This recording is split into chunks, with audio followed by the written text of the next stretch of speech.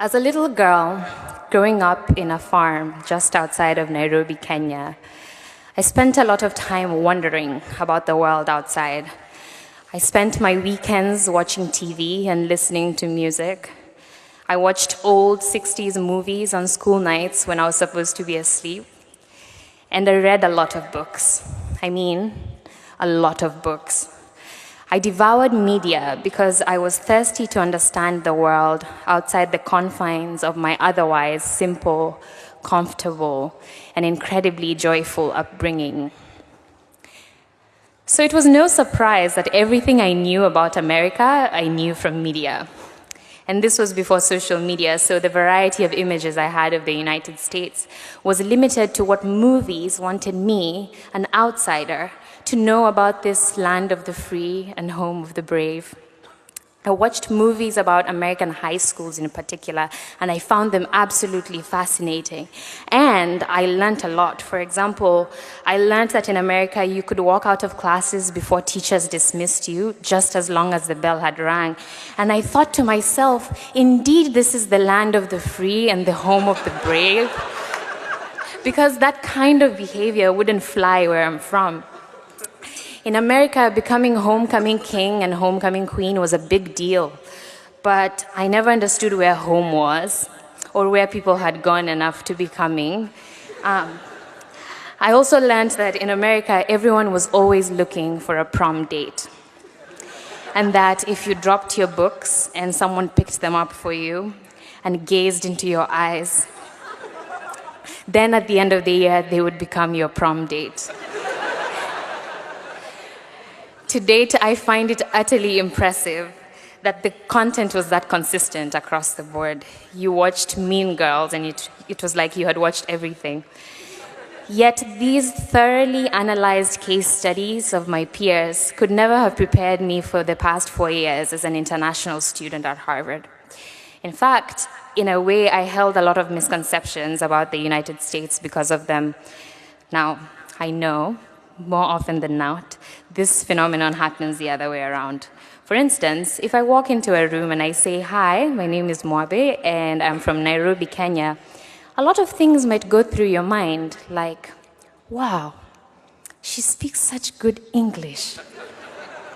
Or perhaps you might ask yourself the age-old question, and what I'm sure we are all wondering today. I wonder whether she's listened to Ariana Grande's music. Yet in the same way, I too had my own stereotypes about the United States. There were stories I had heard throughout my life that had embedded plenty of assumptions in my mind. Racial stereotypes, stereotypes about people from different socioeconomic backgrounds, stereotypes about American preferences.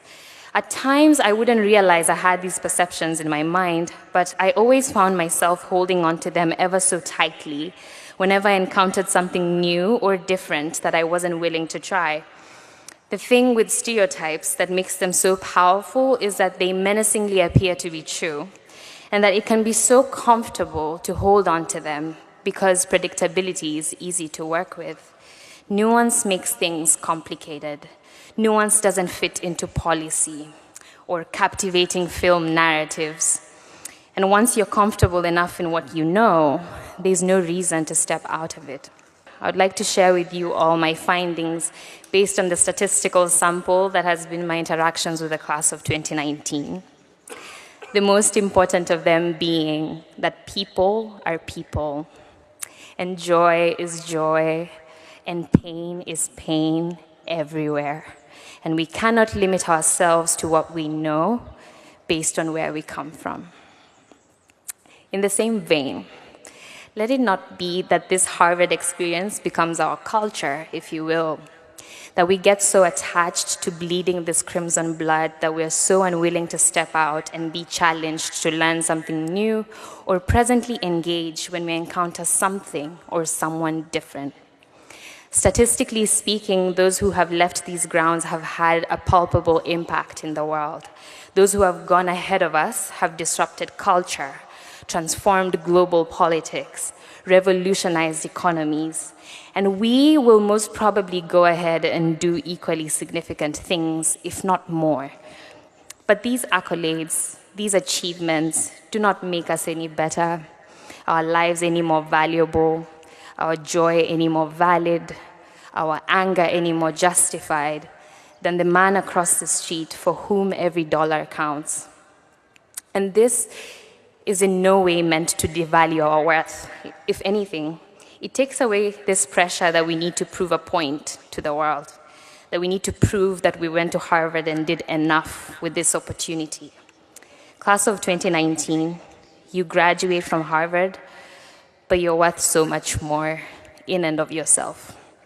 And so I implore you, in the words of the great philosopher of our day, Pulitzer Prize winner Kendrick Lamar, sit down, be humble. Humility not being defined by how much we downplay the power that comes with a name.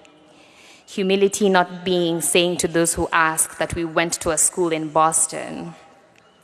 But humility being the willingness to see all humanity as equal, Harvard degree notwithstanding.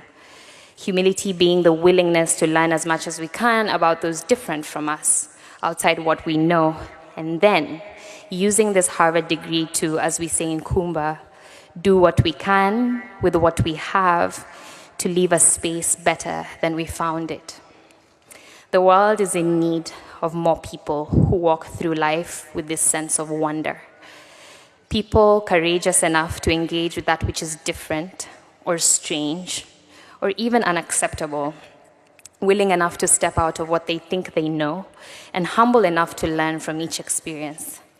More than ever, our generation needs leadership that is willing to love and serve within this rare blend of courage and humility.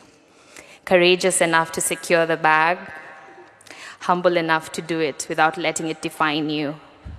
It is my hope, class of 2019, that it shall be said of us that we embodied this in the years to come. Thank you, and congratulations.